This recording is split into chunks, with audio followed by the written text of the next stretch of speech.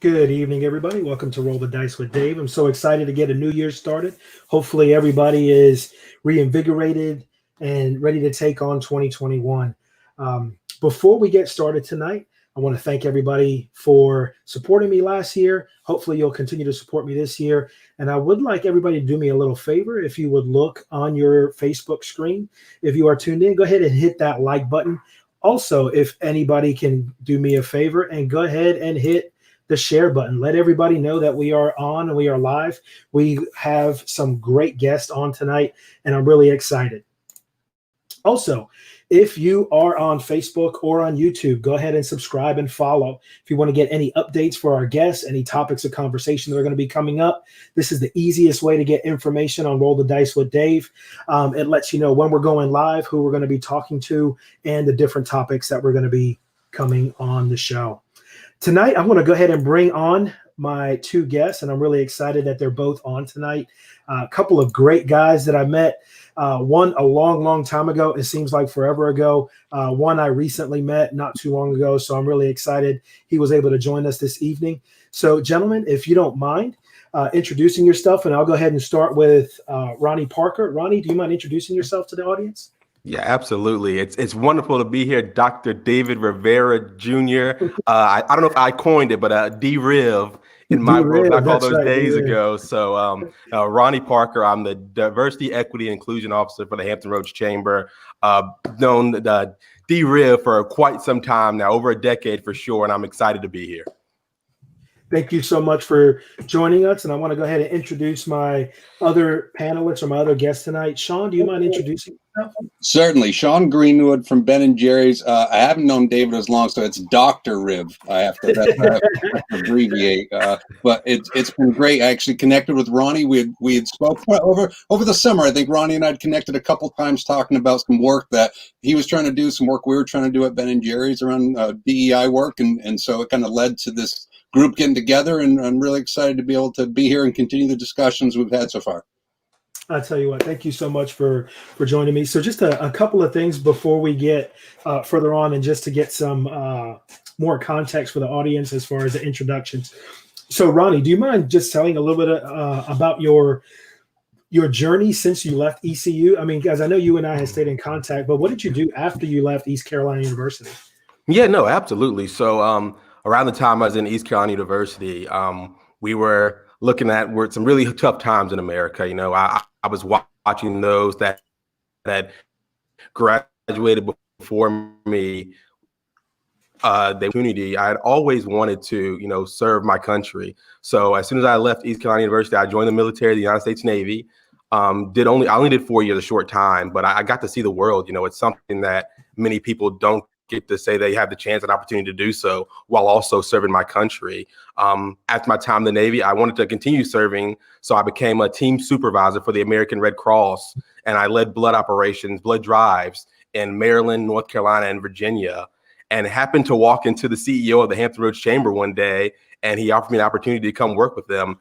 And I've been there ever since, really, putting the foot to the pedal on how we can work on diverse and inclusive issues in our region, but also just start to change the game. And I'm happy to be leading those efforts in Hampton Roads. Thank you so much for that. Sean, do you mind just giving us a little bit of your history and how you ended up with Ben & Jerry's? Yeah, it was a total fluke. I was in college at the University of Vermont up here in cold, blustery New England, and a friend I had met volunteering at a summer camp said, "Boy, you like laugh and get a good sense of humor and enjoy kind of working with values. There's this great company locally that this guy's wife was working at Ben & Jerry's, and so he connected me with her. I applied for a job, and in the last 30 plus years have worked as a scooper, as a truck driver, as a manufacturing worker. And in the last 20 years or so, it's really focused on communications, with the last 15 being public relations. So my current role is as the PR director. So I get to work with our global team to try to take care of everything from describing the incredible chunks and swirls in Ben & Jerry's ice cream to also talking about the work that we do, right? Because as a company, we believe in trying to use the power of business business, the most powerful force in society that we feel exists today. That's where the money goes, people. So that's what we try to do, is use that power of business to try to do something good. Well, thank you so much for that. And I'm a big fan of Ben and Jerry's ice cream. I absolutely love it. So the Same. first little segment I want to go into is called Rivera's Review, and I want to go ahead and get into a little discussion about Wonder Woman 84. Right. So Wonder Woman 84 came out Christmas Day. It was met with a lot of anticipation, excitement. And one of the things that I want to touch on, being a kid of the 80s, I absolutely loved it. Right. So I thought it embraced that cheesiness of the 80s. And it took me back. And just given the year that we've dealt with since about March, it kind of gave me a great escape. Right. It was a great escape. A big time movie. I was able to watch it at home. I didn't have to go out and watch it. But then over time, I just see a lot of people dogging it. They're kind of trashing the movie, and they're not giving it great reviews. And it just made me think of Patty Jenkins, who was part of the team who wrote and directed and put the first Wonder Woman film together. Now she's a part of the second one. And it just made me think now potentially the negative impacts it could have on her. Do you guys mind giving me your thoughts on Wonder Woman 84 as a movie, but then talk a little bit about the potential impacts it could have on women leading more movie projects in Hollywood? And Sean, if you don't mind, I'll start with you and get your thoughts. Yeah, I did my homework, got to watch the movie. And so, one of the things to me that is striking is as an old white guy, I forget that, right, when I grew up, all the superheroes look like me. I mean, hopefully not like me, but white guys, right? And the difference, like, I think it's easy for us to forget, just to spend a few years, right? The difference that when the original Wonder Woman came out, not the TV series, but just the original movie a few years ago, what that means for women to have a role model, that it's not just about being the damsel and being the sidekick, right? And it's the same when you look at that Black Panther saying the same thing. And I remember talking to friends who were like, you don't understand, this is a superhero that looks like me. And the fact that exists and can still continue, there's going to be ups and downs to that roller coaster, right? We know, and as you continue, I think, finding inroads for women in Hollywood to be able to continue to take that role of being a director and being these top level positions, people are gonna snipe at them, and whether it was a great movie or not, I think it's great to understand that important role that serves for women all across the world. Thank you so much, Ronnie. And one of the things I noticed before we'll get to your thoughts is I guess you're still a diehard Packers fan. I see you sipping on that Packers mug, right? Of course. So glad to see that. But what are your thoughts about the movie and its potential impact on women? Yeah, no. So, I mean, first, I will say, for me personally, I enjoyed the first Wonder Woman better, but that's just my personal preference. I thought it was a good movie. 84 was a good movie, but for me, it kind of to Sean's tone, right? It's everybody, the superheroes look like him, and it hits home some more. And I'm gonna shift a little bit, but with my daughter, I have a daughter now, so it doesn't hit until it hits home, right? So empowerment of women and these things that continue to go forward are more important to me than ever. But just a personal issue that I see is that my daughter's 3, she's young, but she's really into the princess world and the women superheroes. And for her to look at a different perspective, she really loves Elsa, right? Except I realize now, if I hold up an Elsa doll, Elsa's the princess. But if I hold up a Moana doll or something, it's just Moana.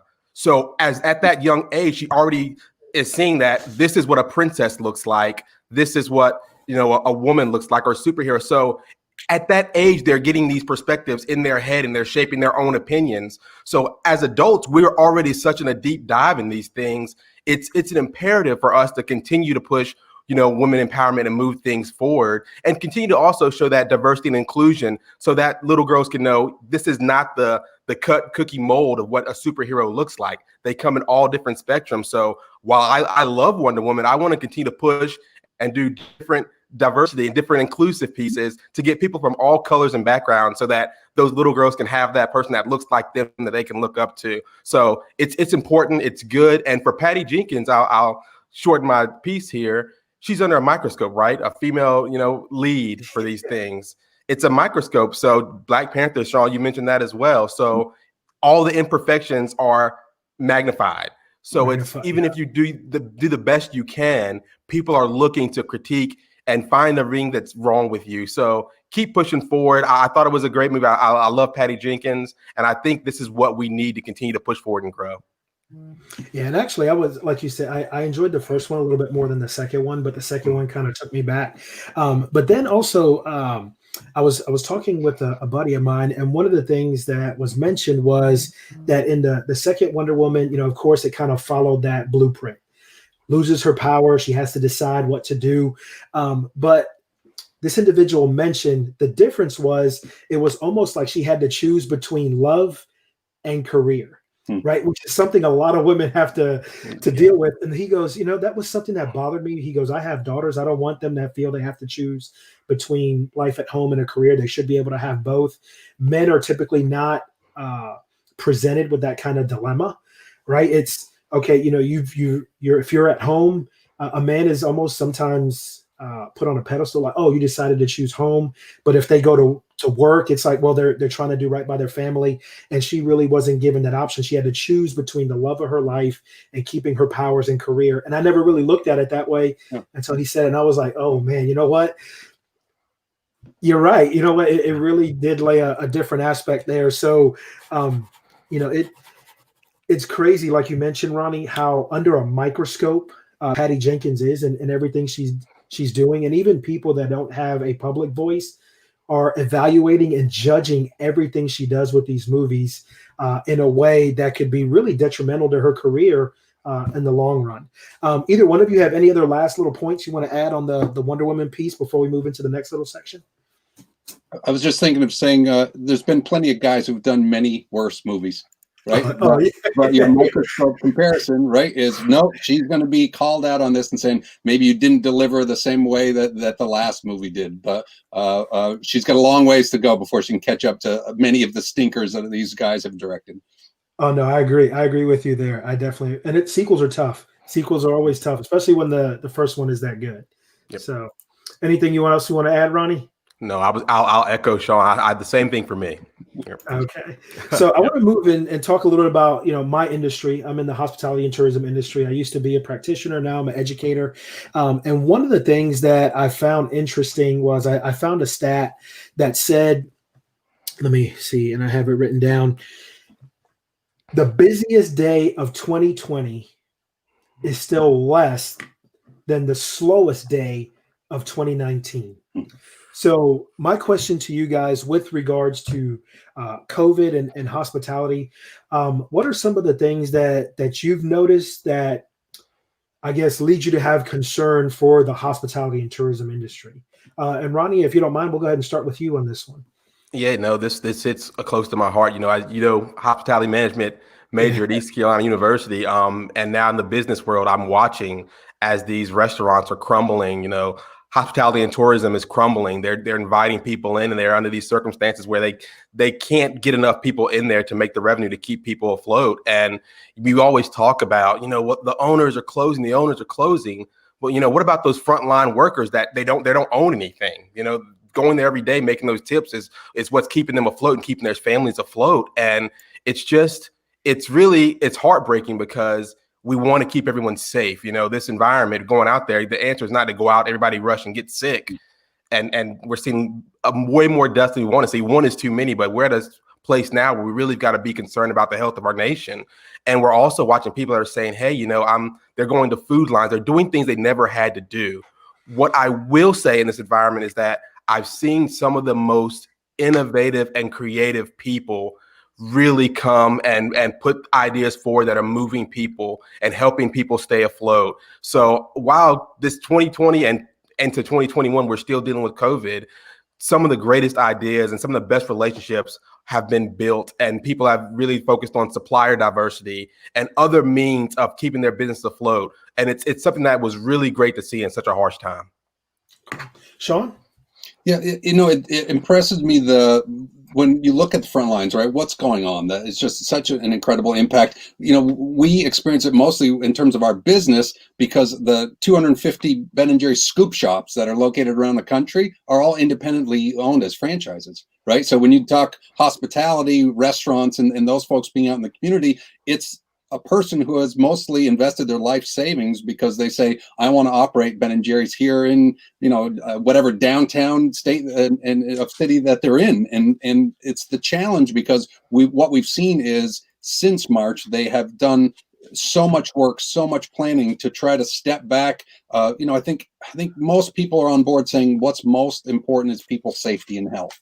Right. And so we don't want to sacrifice that, but you don't want to close everything down so far that it totally closes all these businesses and hurts them. So it's been trying to find that balance. So I think our team has been working a lot on that with our independently owned franchises and everything from doing work to say, how do we, work on bringing in experts to talk to them about these PPP loans? How do we, get outside of just the idea of going, it's not about representing us and getting out there and trying to make money.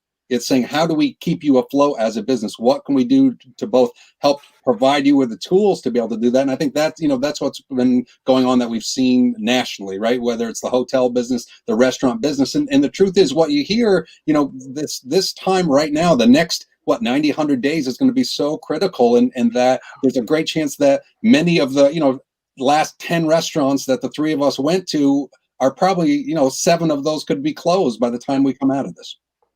Yeah, my biggest concern is, I live in St. Augustine, Florida now, and we have a great mom and pop type atmosphere here in St. Augustine. And my big concern is a lot of these restaurants that before all this happened, that you put on a list, I got to go to all these places. By the time all this settles out, like you said, Sean, they may not be here come that time. Another question I want to address to either of you, have either of you traveled or done anything kind of hospitality driven besides restaurants since the pandemic has started? For me, it's been, well, first, I'm going to take another sip of my Green Bay Packers, Aaron Rodgers MVP for Allie. I see the comment. For Allie, yeah, she put a comment about the Kansas City Chiefs. But it's been tough making those decisions, right? I'm a big advocate of, small businesses and entrepreneurship in the restaurant. So I've traveled, as far as inner city. I've done my, Virginia Beach, Hampton Roads area, gone to the restaurants and been in some of the outdoor spacing that they have now to kind of separate us. But we had some chances to really travel out of state and stuff. And I've taken a second guess at them and thought really hard and just said, it's not worth it. It's too scary at this point. I know friends and family that have gone through dealing with COVID, and some of them came very close to not making it. So I still support locally and go out where I can and safely social distance. But as far as traveled outside of the state, I haven't done that. Okay, Sean, have you done any? Yeah, basically the same thing. Grounded in general. The only fun respite this summer was hopping on the Harley and being able to ride around and to say, all right, I could drive across the state line, stay on 2 wheels and be able to go up into the Adirondacks of New York, which is not far from Vermont and is a nice ride, and saying, okay, make your way back home without stopping, without risking anything. And I think that's the hard part. And we've been pretty locked down. Vermont in general just has been, a place. We've only got 600,000 people, so it's pretty small to start with. But the thought has been, let's try to protect ourselves as much as we can. And like Ronnie said, still say, maybe you didn't used to get much takeout from your local restaurants. Well, now's a good time to at least order takeout and to try to support those folks. So it's great. I'm about 3-4 miles up a dirt road off of where there's more deer, and I saw moose tracks out snowshoeing and that kind of thing yesterday. And there's restaurants now that go like, we'll drive there. That's cool. We'll come to you. So there's still that chance to be able to be supportive. So I want to throw this question up, and maybe Ronnie, you could touch on this, being part of the chamber. What are your thoughts in regards to, and I'm going to kind of paraphrase this a little bit, with hotels and timeshares that are expecting people to pay their membership, maintenance fees, so on and so forth, with regards to renovations? Do you think businesses should still be looking at claiming some kind of revenue in some way, shape, or form from individuals that potentially could be impacted by the pandemic? And Sean, you can weigh on in this as well, but I'll go ahead and start with Ronnie, because I know you're with the the chamber, man. The chamber is all about that paper sometimes. So Yeah, no, you're right, and I can use an example for us because we're a member-based organization. So it's times where this is the time where the chamber really is supposed to shine, right? Because it's a pandemic, businesses are struggling. What is our chamber doing for us? So at the same time, it's for hotels as well. It's just these people are their life like, I guess for loss of better terms, their survival is in these people and these membership shares and things. But they also have to be an understanding that people that are paying them are also working, and they might not be now due to the current environment. So what we've really done now, and what if I had any piece of advice for the businesses that are going through this, is it's really time to communicate with the people that invest in your organizations. It's time to ask. It's okay to say, hey, we need your help. We need your help to survive. And also, there's times for us where we know that we have member businesses that are really hurting through COVID. So if they're late or something, you know what? We're not going to drop you from the chamber right now. We're going to stick it out with you. You've supported us for so long. We're going to continue to support you. We're going to continue to push that information out to you. And we know that when everybody's able to catch up, we know that you'll understand the value of having that membership, and you want to stick with us, and you want to continue to pay and support the chamber. So there's got to be some kind of balance there to understand that, yes, people are going through hard times. We need to support them while they're going through hard times. But in the same sense, while we're supporting them while they're going through hard times, we'd ask that they'd help support us by not completely shutting down, by still staying engaged with us, knowing that you'll be there when everything opens back up. So it's got to be a 50-50, a give or take. So support system from each end.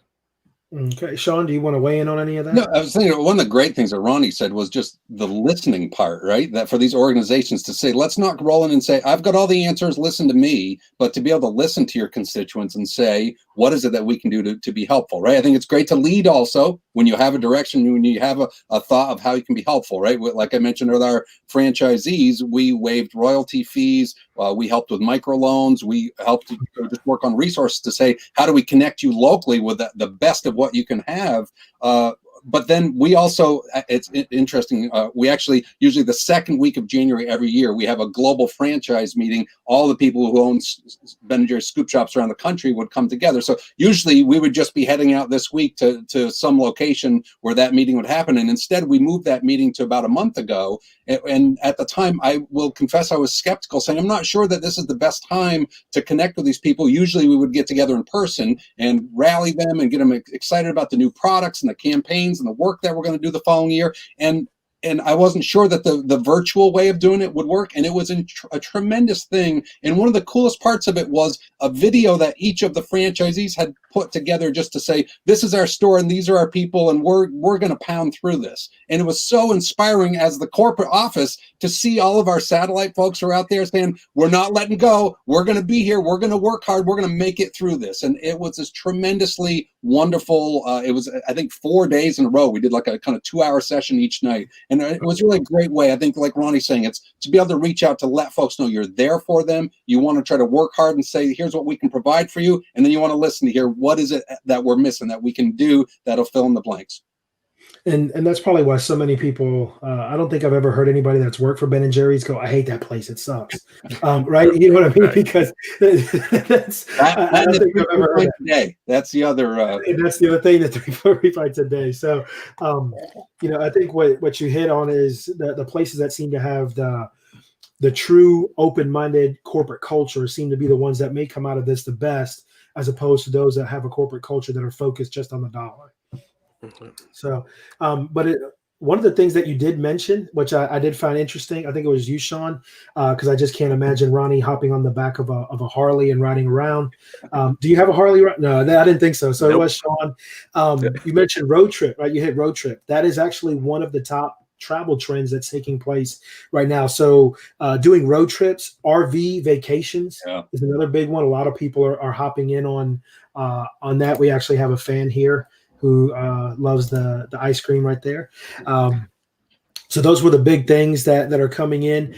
Now, I did find this interesting. There have been some hospitality experts that are thinking if things tend to calm down a little bit. And I don't know what their definition of calm down is. I know what my definition of calming down would be to make me feel comfortable to take a trip like this, but they expect an unbelievable surge into Japan for the 2021 Olympics that have been rescheduled. They just expect it's just going to boom because people have this pent up travel kind of frustration. They're just ready to get this energy out.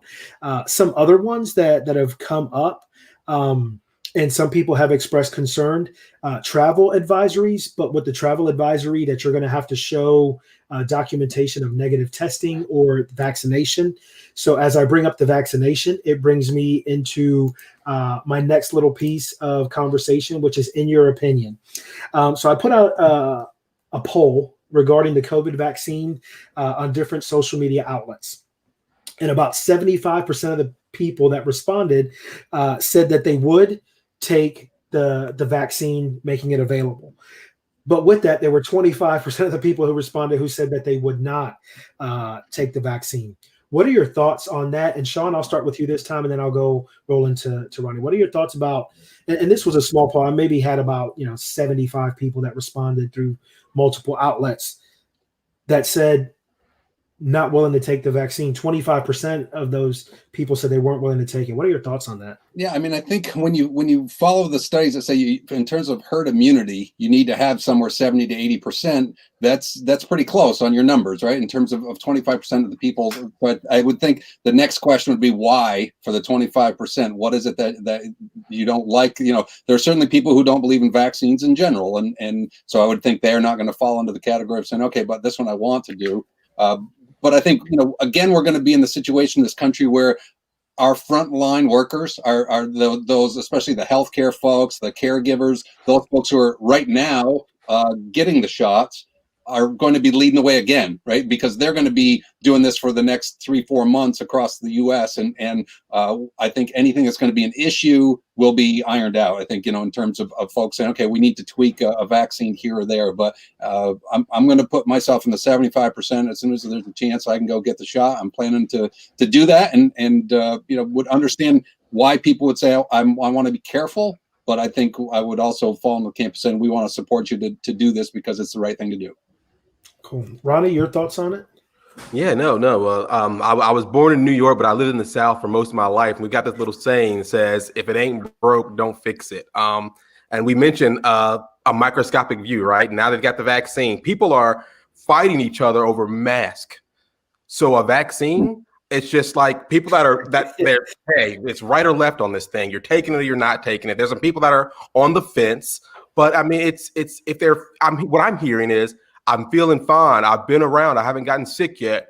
Why do I go ahead? Why do I need to get this shot? I'm okay. I'm doing well. I'm healthy. And those are the conversations we're having. And it doesn't help. Sometimes from the other end, people are kind of saying, well, you need to do it. We need to get everything done because certain people, they don't hear it. It goes in one ear. And before it gets out the other ear, their rebuttal is already ready to say why they don't need to get it. So, and I think science has been tough for America in 2020. Some people just know that the science thing's not working out so well for some people, and it's tough. But that's part of the inclusive conversation, right? So how do we listen to those people and understand what their fear is with this shot is, and then have that conversation? Say, well, let's talk about why you're upset or why you wouldn't want to take it, and then give some facts and say, hey, I understand. And instead of ending the conversation with, well, you should take this, I don't want to take this, but the but word negates everything that person said. And then whatever you say after but, they're not listening to because they're already ready for their rebuttal. So it's got to be people that come to the table and say, hey, this is what needs to be done, but I understand you're uncomfortable. Help me understand why you're uncomfortable and how we can get this thing done so you're comfortable enough to take this shot so we can get back to some sense of normalcy. And the thing for me is, at first I'm sitting there like, man, vaccine, no vaccine. A lot of individuals that are in my circle are MDs, right? And so I was at ECU at Texas Tech, and we have hospitals associated with that, teaching hospitals. So they do a lot of research and everything.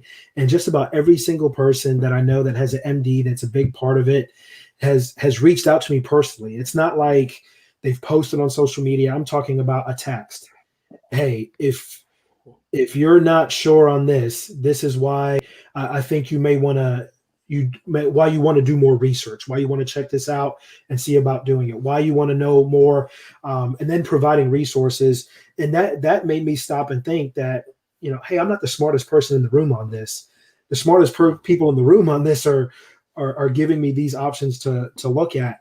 And then I also look at, my wife is a teacher in the high school. I teach at Flagler College. And Ronnie, you know how you were in college, right? Everybody thinks they're invincible. I thought I was invincible. You're kind of running around, and I'm standing in the front of the classroom, right? So it really is a tough one. I think I'm with you on this, Sean. I think I'm part of that 75 that's looking at going, and I'm in Florida, right? Yeah. So right. Floridians operate on a completely different scale. I know I'm not a native Floridian, but I've been here long enough to know that they operate almost on a different sense of how they evaluate certain things.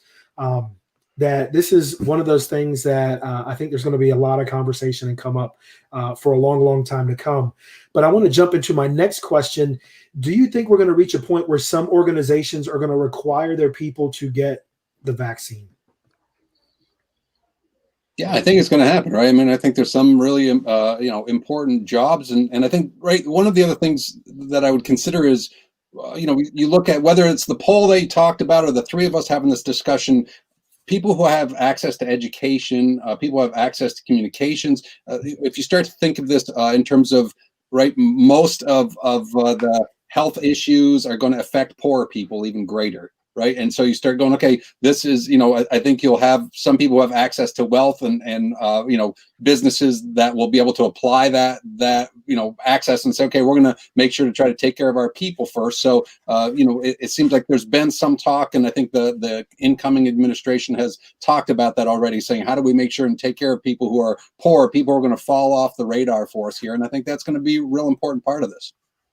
Yeah, Ronnie, you want to sound off on this? No, I agree. I think we're seeing it now. Some, like I said, with the frontline workers, with hospital staff, with sanitation workers. We've got a really good wastewater facility here, and their data is showing that this stuff, it's not going away. It's picking up. It's still here, and I think that even if people were to believe that the vaccines doesn't work, it's a sense of comfort mentally for it to say, look, science is saying this, we take this vaccine, there's a chance that, we're going to get through this thing. So I think it's a sense of comfort for people to say, hey, people are getting these shots. They're doing what they can to get the vaccine, to get a sense of normalcy back. So I think we've seen it here in Hampton Roads, where people are, the nurses and doctors are getting the shots first, their frontline staff, some of our sanitation workers are getting these things first. And I think it's going to be required for people to start feeling comfortable and get back to normal. Yeah, I think so as well. And I want to end this little piece with the craziest quote I think I've heard regarding the COVID virus. Was a guy said, well, it seems like I have the same chance of winning the lottery and I haven't won the lottery, so I'm not worried about winning the COVID. Right? I was like, man, yeah, right. I think that's the craziest quote I've heard. But again, like I said, I'm in Florida, right? Florida operates a little differently. I want to move into now our main chunk, talking about diversity, equity, and inclusion. So I'll start with you, Ronnie. What exactly do you do with your organization to really help promote DEI initiatives? Yeah. So for me, and my job is I work with businesses, right? And for me, the craziest thing we saw is what happened with George Floyd. If you look at the numbers, Chief Diversity Officer growth has been at 84% growth rate in 2020. But what puzzles me is we saw that happen to George Floyd, and the first thing a business community did was go out and find somebody to say, hey, we don't know how to be inclusive, handle that for us. It's a bit disheartening to me. I don't know why we need to find a strategic person to show us how we need to treat people, how we should give people the same opportunities of growth as we have for other people. So what I do is I do things a little bit differently, because everybody seems to be looking for this great strategic plan, this book that says, here's how you be diversity for dummies.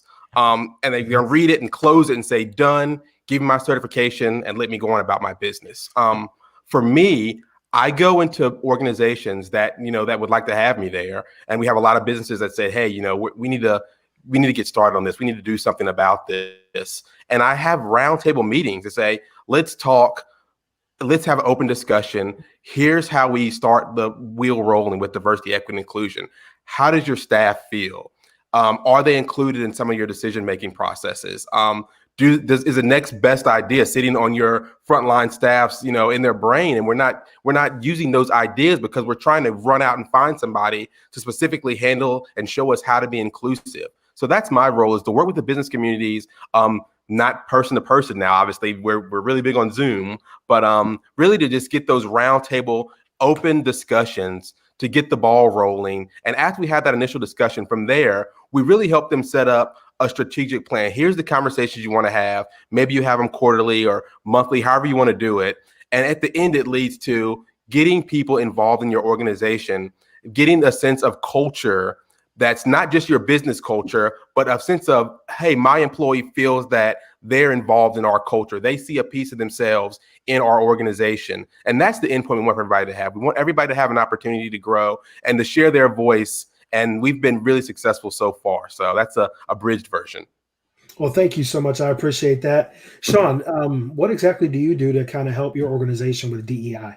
Yeah, the Benninger is kind of founded on this business principle, right? Saying business has a responsibility to give back to the community. And so we've been practicing that for going on to 43 years now. I think we really started getting more deeply involved with racial justice work over the last 5 years. So in 2016, we had a campaign. It was at the beginning of the election before Trump was nominated. We'd gone to North Carolina because it was a really balanced state politically, and also a nice population of both white and black folks to be able to talk to and say, we want to help with racial justice. What can we do? And so we met with a bunch of NGOs. Kind of goes back to that listening part that Ronnie was talking about, saying to talk to these NGOs, going, what can we do as an organization to come in and try to be supportive around this? And what we ended up doing was going out and taking a campaign to the streets to try to get people excited to vote. And the amazing thing is, as we get involved with these campaigns, as we get involved with this work, what we learn is that there is so much bias that still happens. There's so much that is baked into our system around racial issues in general, that even in 2016, as we started this campaign, and we were out trying to get people registered to vote, we would hear these stories of, a community in North Carolina where there's 200,000 white people and they'd get 30 voting booths. So they'd go down to vote. If you look like me, you walk in and 15 minutes later, you voted and you're walking out. If you go down in the neighboring town that would have 200,000 black people, they might have 6 voting booths. So now you need to go stand in line and wait for 6 hours or 7 hours to try to cast your vote. And it was things that were just kind of mind shattering that it was still happening in today's day and age. And so, we would learn these things and then go out and tell those stories to our fans, try to bring those campaigns and those learnings to life. And so I think you can't do that work and not try to walk the talk on the inside, at the same time. And I think, as Ronnie was saying, this summer with the George Floyd murder, it was an incredible thing. It's as much as it's tragic that's what it takes for this country to be able to respond. The good side that I've seen that's come out of that is that businesses are saying, we want to get involved. We want to do the right thing. They're really super sensitive, right? And Ronnie will tell you that they're scared, right? Because as a business, you go, when I haven't been involved with this, I don't want to go out, because businesses today, when they're doing that, if you go on Twitter and you say, we stand with our black sisters and brothers at this difficult time after George Floyd's murder, people are calling them out saying, yeah, what do you do to stand with us? Right? That it's not just that you can put that blank statement out there. And so businesses are really super sensitive around it. But I love the fact that they're considering that they want to get involved with it, that they're having that discussion, that they're bringing in resources. Driving around little rural Vermont here with our 600,000 people and 94% white, the number of yards that I drive by that have Black Lives Matter signs in them, that is a step in the right direction. It's not perfect. It doesn't mean that everyone here, is outside of the ignorance or understands the systemic part of kind of racial justice work. But we're committed to doing that as a business, both externally with our campaigns and internally as well, right? We've had work that we've done around trainings with employees around systemic bias and racism and inclusivity and diversity, and we're continuing that work today. We still have a lot of work to do, and we're not perfect, right? We have plenty of room to improve upon, but for us, it's trying to identify what's right for our organization. So is it enough to say we want to have the population percentage. If there's 13% black people in the US, do we want 13% black people in our corporate office and then we can check the box? That's not what we want to do. We want it to be much more about building an inclusive environment of work that then people of color say, we want to work with you. We want, whether I want to work full-time with you or whether I support your business, that's more the goal for us. And so that's the work that we're doing. We actually have 4 teams right now that are currently doing work internally at Ben & Jerry's around those same issues, because we're not perfect. But we've been doing that work for the last 5 years externally. So it definitely gives us the ability when someone says, how can you talk about George Floyd's murder and say that it'd be so judgmental and talk about these actions the country should take? And when we go back to 2016 and we were doing that voting campaign and a black man was killed, we said, we're going to support the Black Lives Matter movement officially. All right. And so doing that for 4 or 5 years and taking actions and doing those works, that's what brings you to this point of being able to talk about these things as a business and then having some authenticity around that. Thank you so much for that. So both of you can chime in on these next kind of sets of questions. And the first one that I do have related to your organizational culture is when it comes to the decision-making table, do you feel that your organizations are truly representative of the entire organization? Ronnie, we can start with you there. Yeah, no, that's a goal that our president took very seriously. We did have before, we weren't perfect, as Sean said, and our C-suites consisted of people that all look the same, and we know what that is. And there were no lower level management, no frontline employees in these decision-making rooms. So when we're thinking of, how do we update our mission, our vision, our values, the C-suite were getting together, doing it themselves, and it wasn't representing the culture of the organization. And he said, we're going to make a change here. We want to have people from all levels involved here. So now we go to every year we have a meeting, and we get all staff involved, and we get there and we say, here's our mission, here's our vision, here's our goals from 2020, from 2021, what are we going to do? Everyone in the room has a voice, everyone has an opinion. We all take notes, we get it down, and we come up with a mission, vision, values, and our goals together. It gives everyone a voice, and that's what people want to hear. I spoke on a show a while ago, and I said, look, guys, these guys are your champions. When things hit the fan, when you say, I want to say Black Lives Matter, and people come hurling rocks at your organization, they're saying, we're going to boycott you. The first people that are going to stick up for you are your champions in your organizations. They're going to say, you're wrong. That's not the culture here. That's not what we stand for. That's not what we represent. We care about all people. We want people to come up together. So you have to get everybody involved, and we stood pretty firm on making sure that everyone has a voice and the culture is representative of everyone at the chamber, and we continue to push forward. And that's what my message to businesses going forward when I speak with them. Cool. And Sean, the same question to you. The decision-making table, how representative is it of the entire organization at Ben & Jerry's? Yeah, I think when we start at our board of directors, right? When you start at that level, and you look like there's good diversity of folks from different ethnicities, good gender balance as well. When you get to the company's organization itself, it's definitely much more white in terms of the leadership role within, right? So the CEO and the top level folks, definitely more white, and something that it is that we've called out. They just actually recommitted to hiring a new DEI officer, and so we've had a person that role before a few years ago and have done some work, and at this point are kind of just doubling down on that, saying we need to get back into that and really make sure we're walking the talk. And then from the organization down from there, right? In terms of you're saying decision making, I think what Ronnie's saying is trying to make sure people feel empowered, right? To be able to know, and it feels like that's the piece when your line level folks feel empowered, the supervisors, the managers, and it dials all the way back up. It's where you can have the most impact. You need to have that top level down support. There's no doubt about it. But I think, what we felt over the years, I think of, working on issues around LGBTQ equality for Ben & Jerry's 30 years ago when I started with the business. It was one of the few places where I'd ever worked where people who are gay were out in the open about it. It was, supported. It was people on the weekends saying, I'm going to go to, a march in the local gay pride parade, and employees going, oh, you're doing that? I'll go with you. And you ask them, why do you want to get involved with that? I say, well, that's Joe. I work with Joe. I care about Joe. I like Joe. I want to support Joe. Has the right to marry who he wants to marry. And so I'm going to go march for this thing, right? And I think what's happened then for the last 30 years about that work, it's become institutionalized within that business. I think that's what Ronnie is talking about, because you start with that from the leadership down, from the ground up, and then as it institutionalizes, right, it becomes part of your business practices. So we became one of the first businesses 30 years ago to offer same-sex marriage partners health benefits, to say, all right, we're going to cover you this way. And just when you get involved with that work, and then you're able to take a bigger stance, more campaigns, and really try to make a true impact, and then you kind of earn that credibility on the street to be able to talk about it. Cool. Sean, I want to stick with you for just a second. In all of these initiatives, has there ever been an instance where some of the employees at Ben & Jerry's have given pushback to some of these types of initiatives?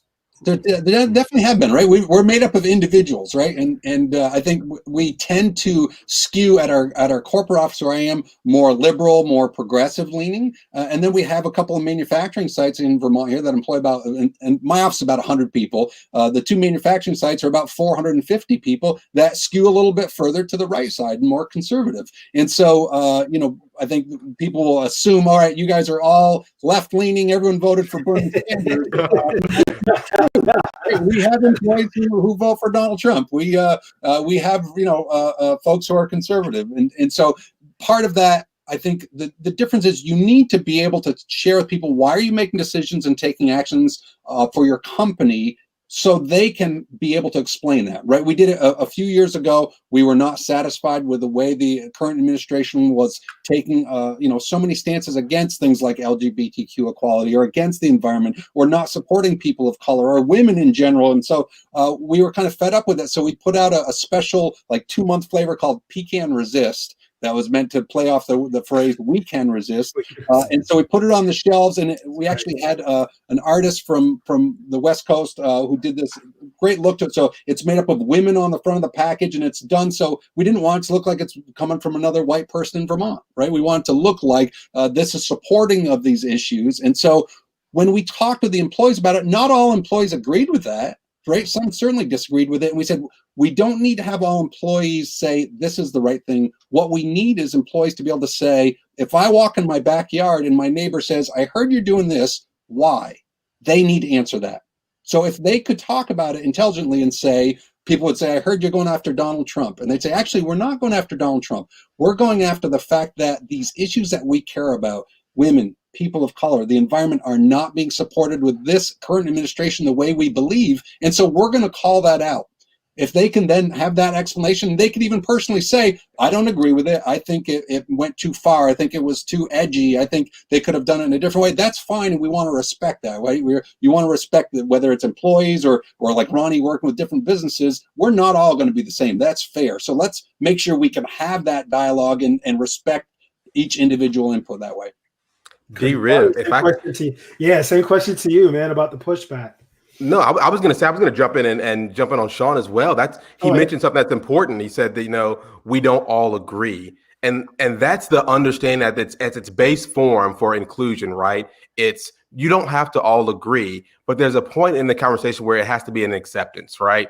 Like, look, this is my view. This is your view. I accept the way that you feel about this certain situation. And that's where things happen. That's where bridges are built. There are pushback with it, especially in the business community. It's a hostile environment. That it comes to, hey, we can't support this. Our sponsors are going to say this, or they're going to do that. We're going to lose people if we support this. And we try to really push back on that acceptance versus agreement piece. And that's how people get their voices heard. They say, this is how I feel about the situation. I understand that's how you feel about it. Now let's build that bridge and accept that we both feel a different way about it, but it's okay to have those feelings about something. And I think we're so stuck in my feelings are better than your feelings. Let's fight about it. So this whole inclusion conversation we're having is what we wish people would have more often. Let's have a discussion about what each of us appreciate or engage with or enjoy, and how can we become those people that accept or are accepting of the way that other people live their lives or go about their daily activities. And that's where we're going to start to see some of the fruit of all this labor we're all doing. Cool. Thank you so much for that. You kind of touched in on what I was going to ask about the potential pushback. But I do have a question for you specifically, Ronnie, right now is, as a man of color, do you ever find yourself at odds for some of the things that you would like to see companies do as far as how much more you would like to see them go versus what they're willing to do? Yeah, that's tough, and I think that's that's probably a tough conversation for a lot of minority men and women. We wish that there was that bigger piece of the company culture that we felt accustomed to.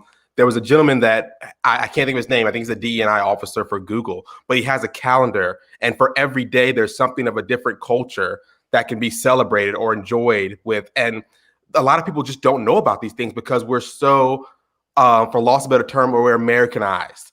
This is the way. This is how things are done. This is what we believe are God and country, which is great, which is okay. And we also have to be accepting that some people want to do things a little bit differently. And it happens a lot in organizations. We build that business culture, and sometimes we forget that we have to be more creative. We have to update. It's okay to change in your organization, even if you're bringing in all the money you want to see, and it's hand over foot, and it's coming in there all the time. You can do better. You can be more innovative. You can think of new ways to do things and get your people involved. And for me, it's what's kind of, I guess, a heart jerk or whatever you want to say is you walk into an organization that I'm privy to be in the position that I'm in because I go to a lot of conferences at hotels and conventions, and I look around and all the servers look like me. And I look at the tables and none of the people at the tables look like me. So I make it a point I remember the servers' names. I talk to them by their name. I ask them about how they're doing or what they want to do going forward, or maybe they enjoy what they're doing, but it's just kind of like, again, going back to the start of our conversation, my daughter sees that doll that doesn't look like her. So she thinks that this is the princess and this other doll looks like her, might not be the princess. These things are deeply ingrained in adults as well. And how do I get to that next step if I go into the conference center and the people that are constantly serving me food look like me and the people that are getting the food don't look like me? It's kind of heartbreaking. It's kind of like, how do I get motivated to go to the next step? So it absolutely still bothers me to this day. Yeah, I know exactly what you're talking about. So being Puerto Rican, I speak Spanish. A lot of times when we're out and about, sometimes the servers are English is a second language. They don't speak English very well. And the people at the table don't speak Spanish. So then it defaults to I'm the one kind of the go-between translating. It's happened to me on many of flights with individuals flying. And it's just one of those things, like you said, you just kind of learn to accept. A big thing that I deal with every year is being Puerto Rican. We celebrate Dia de los Reyes, or the Three Kings Day, which is tomorrow. And I'm very proud of that fact that in Puerto Rico and here in my family, we celebrate it. So there's little gifts that are given. We don't take down our decorations until after Dia de los Reyes. But so many people look at it as odd and strange. And that's sometimes I want to see things done more. But at the same time, it's like, how much do you push? Sean, I have a different question for you, and it revolves around the most recent flavor of ice cream that was released by Ben & Jerry's, changed the world. It's the Colin Kaepernick inspired flavor. What have been the biggest challenges or concerns regarding the development and release of that flavor? Yeah, it's right. It's one we just announced in December, right? And it's hitting the shelves right now, just shipping out of the warehouses. So it should be showing up on shelves right now. It's obviously a partnership with someone who we respect greatly. That we think that this gentleman is just a champion who is willing to risk everything in terms of his professional sports career to lay it down on the line and say, ironically, standing up for people by kneeling down and saying, I am going to bring attention to the fact that Black and brown people suffer this oppression.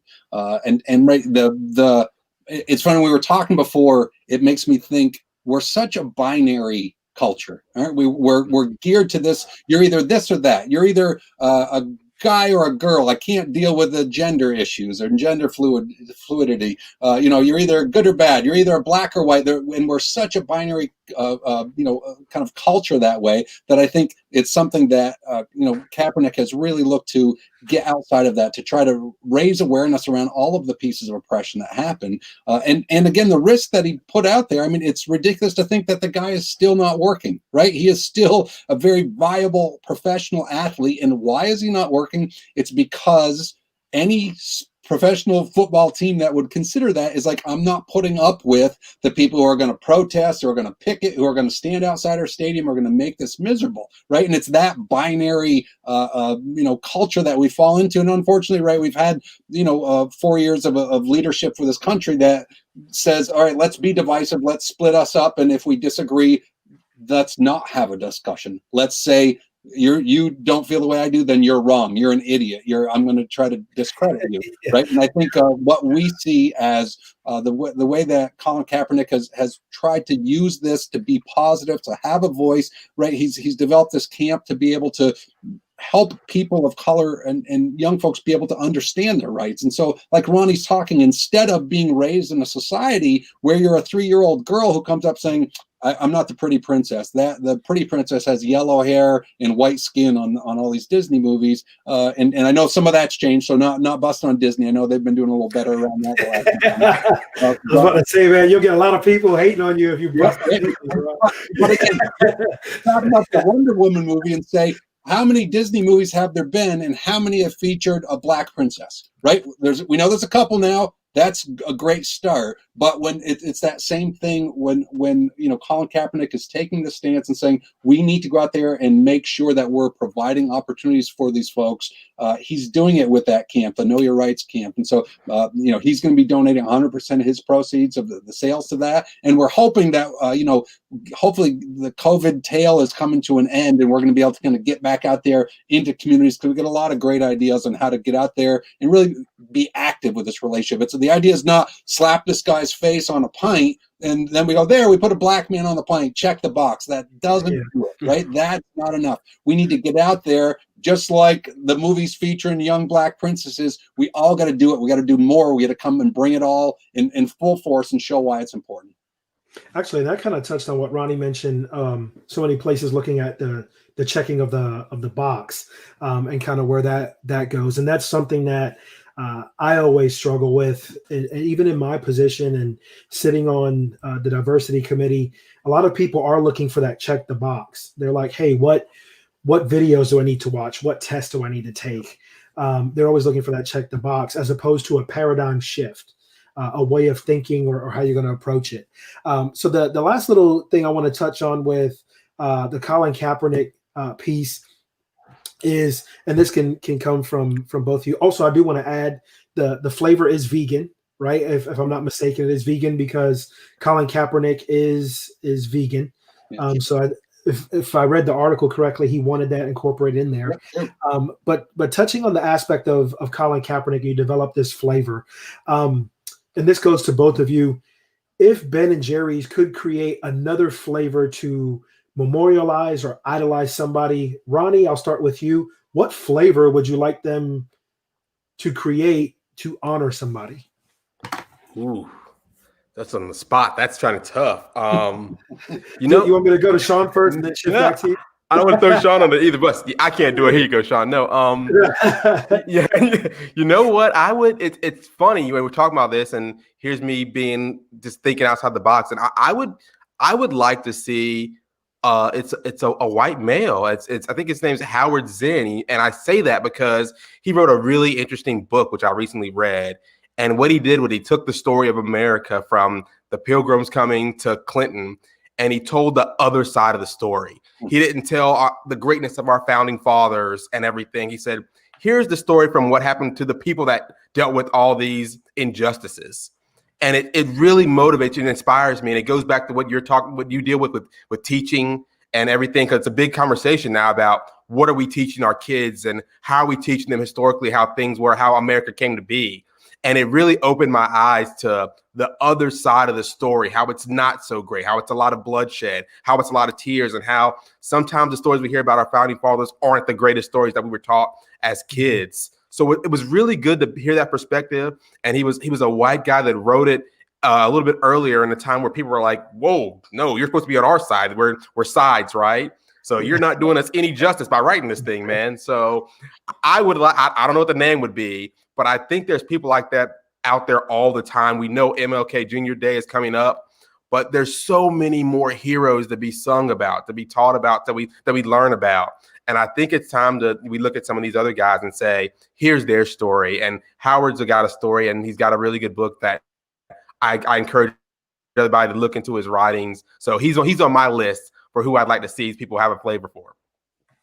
Cool. Sean, how about you? Love it. And I know this may put you on the spot, but no, it's great because it's the kind of thing that we talk about all the time. And there's obviously a couple things that come to mind. And one is, we've only had a few women over the years that have been featured on Pints, and that this is definitely a good opportunity. So that's one that sticks in our mind. We featured a skier, an Olympic skier from Vermont, Hannah Teeter, had a flavor. We did a flavor with Tina Fey for her Liz Lemon character on 30 Rock. And then we did a flavor for a longtime Ben & Jerry's employee who had passed away, who used to have a candy drawer full of candy that she'd share with everyone in the office. And her name was Diane, so it was Di's candy drawer. So we've done a couple of those, but I think it's time to maybe have us try to look at that next opportunity with a woman. And then, it's no different. If Disney people are watching this, they're going to say, hey, Ben & Jerry's, you've got one black guy on a flavor. You're going to give us shit about, you can't bring it. Maybe it's time that you up your game a little bit. So I would throw out there, there's this candy that's like nuts covered with chocolate called Bridge Mix, right? Have you ever seen that? It's called Bridge Mix. I've never had Bridge Mix. Yeah. And this was actually, it's not my original idea, but I'm going to say, when we were doing a ton of work, looking at civil rights hero John Lewis, and the idea of crossing that Edmund Pettus Bridge to say a Bridge Mix flavor would be a wonderful John Lewis tribute that I would personally love to see take the shelves. That's cool. I like that. And it's funny because I thought about this quite a bit, and that's why I put the question down. And there were two women that actually came to mind right away. I don't know if you guys are familiar with Sophia Chang. She was actually the individual who helped founded the Wu-Tang Clan along with many other hip hop groups. And I read her book, and I'm just like, I'm like, she's a legend, right? And nobody. Growing up, I listened to Wu-Tang. I would have never known if somebody had told David Rivera back then, hey, you know who helped put Wu-Tang on the map? That little Asian lady over there. I would have been like, there's no way. What does she know about hip hop, right? And then the other one, I was thinking RBG, right? So an RBG flavor, I was thinking because of what she did, not only for women, but what she's also done for men. She's done a lot of great things for men as well, were the two that I was thinking of. My mom actually she goes, maybe a flan favor. So there's the Latino that comes out. I love it. Right there, right? A flan favor. That flavor. That's the get into the caramel stuff. Oh yeah, man, you gotta love it. So as we wrap things up, I want to give each of you an opportunity. Here's a last little piece, the rant and rave with Dave. So Ronnie, I'll go ahead and start with you. If you want to give your final thoughts on anything related to what we talked about tonight. No, I appreciate it. Thank you so much again for having me. These are great conversations. Of course, catching up with old friends as ND Riv and Sean, new friends. But we've all got the same goal, it seems, to kind of bring people forward, people first. And I want to say, if there's anything else I could say, is it's important to reach outside of everyone's comfort zone and have a conversation with people that you would never have conversations with. Let them teach you or something about themselves. And even if you don't agree with it, find a way to be a bridge. Find a way to always make it a learning process, a learning opportunity, and take that information and use it for the next conversation. So I think this is a great platform to do so. It brings us together. We're all, of course, completely far apart, but it allows us to come together with some of the same initiatives and the same goals to show that people are out here, they're really doing good work. And it's going to take us all coming together, whether it's virtually right now in COVID, or hopefully in the post-COVID era, we can all get together and make sure you build those relationships and make sure that you give the person that doesn't have a chance in the room to talk call on them and see what they have to say, because a lot of the best ideas are coming from the people that are quiet in the room, just waiting to share what they know. So I encourage everyone to keep going and logging into D-Riv's show, because it's great. I'm thankful to be here with Sean and D-Riv, and I'll turn it over to you, Sean. Cool. So now, Sean, your last thoughts on tonight's episode? Yeah, just want to echo the same thing. It's been a real treat to be, and it's great because we've hung out a little bit before and just talked, and I hope we get to do that again, because it gives me hope, and it's something that I think just this type of work that needs to continue to happen, like we're doing tonight, is so important. When I look at some of the discussion points that we had, we talked about Kaepernick. One of the stories that I've learned since starting this partnership is people, again, that binary response, either you support him or you don't. People were saying they were offended that he took a knee with the American flag there, and they'd say, if I have a family member that's in the service or in the military, that I'm offended by that. My understanding from the story is that Colin Kaepernick originally said I should sit during the national anthem, and that a friend and advisor who was actually in the military said, you know what we do in the military to show respect when we lose a comrade is we take a knee. So I would suggest you take a knee out of respect to show you still have a message that you want to send, but it's understanding those things and coming to this point where we can get beyond this divisiveness to have a discussion and to listen, right? I think when President Barack Obama was asked during the time when Kaepernick was, right at the height of still playing and kind of stirring up some controversy, they said, a bunch of military service folks said, Obama, what do you think? Well, what's the right answer? And he said, it's a democracy. It's not a perfect system, but it's the best one that we've got. We need to listen more to each other. So when Kaepernick takes a knee, I need to have the military people listen to why is he doing that? And the same way around, if people are upset by that, for Kaepernick to listen, and for those who support Kaepernick to listen, say, why does that upset you? So I think we need to have that discussion. We need to continue this work. And it feels like tonight's example was a great way to start. I'll end with the John Lewis piece. I've always just admired, and we were really fortunate to get to work with John Lewis over the last couple of years. You can find some of that on Ben and Jerry's website. But when he came to Vermont and visited our office, he talked to us. And one of the things he mentioned was having, as a young man, before he was doing the freedom rides and before he was going out and knowing he was going into these areas that it was going to be for battle. He knew he was going to get beat up. He knew what he was risking. And he said he would have an executive session talk with himself. All of us that are people who work at businesses, we don't need to put ourselves into a place where we're worried about getting bloody and beaten like John Lewis was, but we can go in and have an executive discussion with our executives and say, this is why it's really important for businesses to get involved with these issues, to take a stance, to do something, even if it's small, even in your local community. We all have that responsibility. So that's what I'm going to end with. Thanks so much for having me. Oh, no, thank you guys so much for being there. And just my little final thoughts. I just want to thank you guys for joining me this evening. I really enjoyed listening to your stories and listening to you talk about your experiences. And my little piece to everybody is 2020 is behind us, but hopefully it opened your eyes to a lot of things that maybe we didn't expect to see. A lot of people were looking at 2020 as kind of that year of enlightenment and so many great things, and then focused on the negative. I do believe 2020, at least for me, showed me what is important. It did give me some clarity. It gave me a chance to step back and look at what I want to do going forward. So take 2021 by storm. Everybody, this is your opportunity. But also remember that there are some people that don't have it as good as you do. There are people going through some really tough times. Some people are going through some mental health issues. Some people are homeless. Some people just don't have what you have. So remember that. Let's be kind to one another and recognize that we are all coming from different perspectives, and we need to take a step back, listen to one another before we can move forward. So, gentlemen, if anybody wants to get in contact with you in any way, shape, or form, do you mind just real quick mentioning if you're on Instagram, Facebook, LinkedIn, or anything like that? Ronnie, I'll start with you. Yeah, absolutely. Facebook is Ronnie Parker. There's two beautiful babies, my twins, Ronnie and Isabella. Quick hello to my mother-in-law, Lou Tyler, that log. She's so supportive, so I always appreciate her.